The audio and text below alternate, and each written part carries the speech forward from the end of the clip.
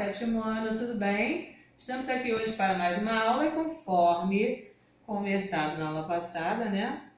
Vocês ficaram aí com uma pesquisa sobre vozes verbais e hoje nós vamos falar um pouco sobre vozes verbais. Mas vozes verbais costumam ser divididas em ativa, passiva. A voz passiva ela pode ser analítica ou sintética e voz reflexiva, ativa, passiva e reflexiva. Algumas vezes, esses enunciados podem passar de voz ativa para voz passiva e vice-versa, dependendo da intenção do interlocutor em evidenciar determinadas informações. Voz ativa. O verbo está na voz ativa quando o sujeito é o agente. Vamos lá? Mariana leu o livro. Quem lê o livro? Mariana. Mariana é o sujeito, pratica a ação de ler, né? A avó fez o almoço. Quem fez o almoço? A avó. Verbo fazer, né? Fez o almoço. Voz passiva.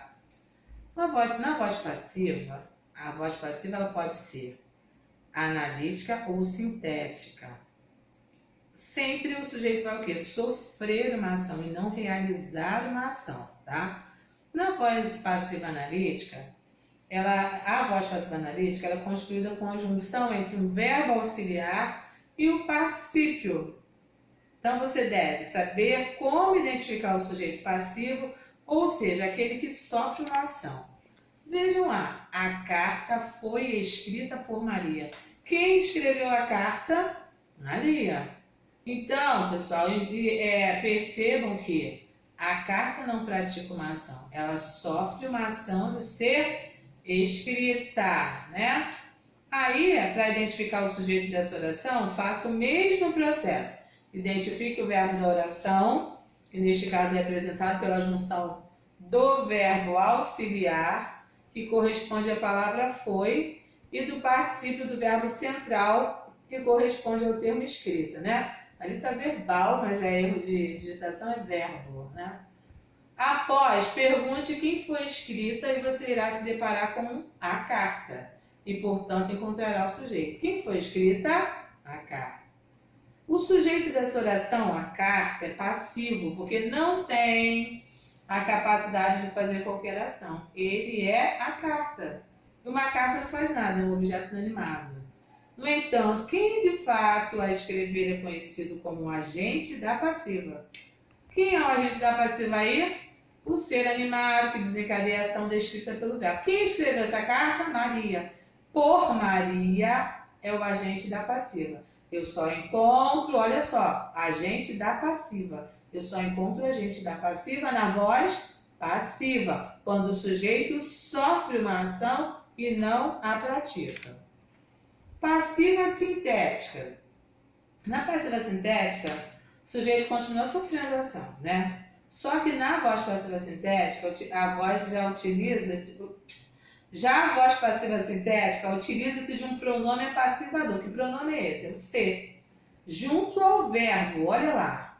Leiam ali embaixo. Vendem-se chocolates. Eu posso transformar. Aí nós estamos vendo que os chocolates, eles sofrem a ação de serem vendidos, né? Chocolates são vendidos. Chocolates aí é o sujeito da voz passiva sintética, porque eu tenho o uso do pronome apassivador, pronome se. Vendem-se chocolates.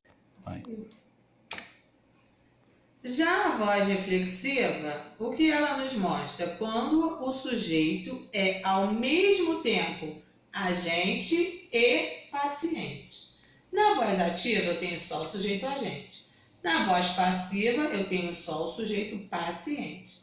E na voz reflexiva eu tenho as duas coisas, o sujeito agente e o paciente. Isto é, esse sujeito vai praticar e receber a ação ao mesmo tempo. O menino feriu-se, né? Ele praticou e recebeu a ação ao mesmo tempo de ferir-se. Não devemos confundir o emprego reflexivo do verbo com a noção de reciprocidade. Se eu digo assim, ó, os lutadores feriram-se, aí aconteceu o quê? Um ao outro, né? Um feriu e foi ferido. O outro feriu e foi ferido também. Então vejam que na voz reflexiva, eu tenho lá, cortou-se com a faca.